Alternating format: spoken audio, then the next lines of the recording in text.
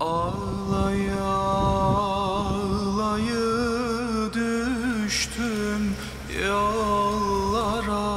চলতি মাসের ২৭ থেকে ৩০ তারিখের মধ্যে আঘাত হানতে পারে ঘূর্ণিঝড় শক্তি। পাশাপাশি এই মাসেই আরব সাগরেও সৃষ্টি হতে পারে আরেকটি ঘূর্ণিঝড় মন্থা। একই সাথে যদি পরপর দুটি ঘূর্ণিঝড় আঘাত হানে তবে পরিস্থিতি চলে যেতে পারে নিয়ন্ত্রণের বাইরে, এমনটি জানিয়েছেন আবহাওয়াবিদগণ। মে মাসের শেষ দিকে দুটি ঘূর্ণিঝড় শক্তি ও মন্থার সম্ভাবনা রয়েছে।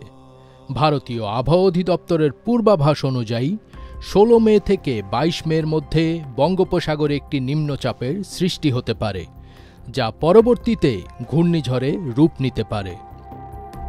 গত বছরের ২৭ মে উপকূলীয় অঞ্চলে তাণ্ডব চালায় ঘূর্ণিঝড় রিমাল। আমফান মোখার মতো ঘূর্ণিঝড়ও আঘাত এনেছিল এই মে মাসেই। এবারও তার ব্যতিক্রম হচ্ছে না। তবে এবার একই সপ্তাহে দুটি ঘূর্ণিঝড় সৃষ্টির শঙ্কা রয়েছে। এবারও চলতি মে মাসের শেষ দিকে বঙ্গোপসাগরে নিম্নচাপ সৃষ্টি হয়ে তা ঘূর্ণিঝড়ে রূপ নিতে পারে বলে আবহাওয়া অধিদপ্তর সতর্কতা জারি করেছে।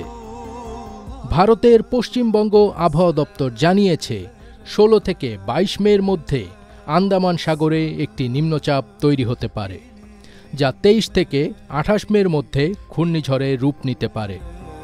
সম্ভাব্য এই ঘূর্ণিঝড় ভারতের উড়িষ্যা ও পশ্চিমবঙ্গ এবং বাংলাদেশের খুলনা ও চট্টগ্রাম উপকূলে প্রভাব ফেলতে পারে। আবহাওয়া ও জলবায়ু বিষয়ক গবেষক মোস্তফা কামাল পলাশ জানিয়েছেন, সম্ভাব্য ঘূর্ণিঝড়টি ২৭ থেকে ৩০ মের মধ্যে উড়িষ্যা মিয়ানমার সীমান্তবর্তী উপকূলে আঘাত হানতে পারে। একই সময়ে আরব সাগরেও আরেকটি ঘূর্ণিঝড় সৃষ্টি হওয়ার আশঙ্কা রয়েছে।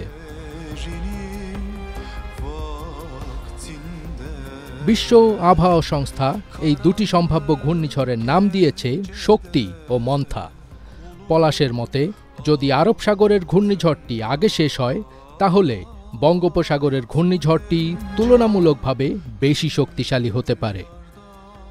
এদিকে দেশের ৬টি জেলার উপর দিয়ে ঘণ্টায় ৬০ কিলোমিটার বেগে ঝোড়ো হাওয়া এবং বজ্রসহ বৃষ্টিপাত হতে পারে বলে জানিয়েছে আবহাওয়া অফিস। আবহাওয়াবিদ মোহাম্মদ শাহিনুল ইসলাম স্বাক্ষরিত বিজ্ঞপ্তিতে এসব তথ্য জানানো হয়েছে।